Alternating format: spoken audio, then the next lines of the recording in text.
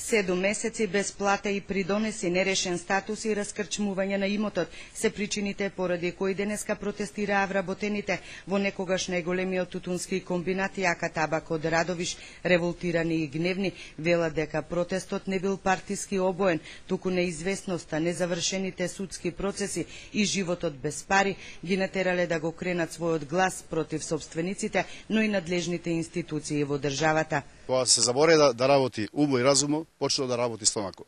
Кај нас почна тој да работи стомако и нас не интересира апсолутно ни партија, ништо. Ние сакаме често и поштено, она што до вчера го заработуваме, сакаме да се го заеме. Оваа година Јака Табак треба да прослави 90 годишнина од своето постоење. А овие луѓе за 5-6 години уништија Јака, доведеа до оваа дереđe што е сега. Да не може да купуват ту Јака Табак за Радовишка општина, тоа е на голема срамота. Упатуваме јавен апел. Прво до Министерството за правда. Го повикуваме господинот Михајло Манески да ги реши сите случаеви, сите судски спорови што се водат со Јака Табак. А ако тие судски процеси се решеа, јас мислам Јака Табак немаше да дојде до оваа ситуација.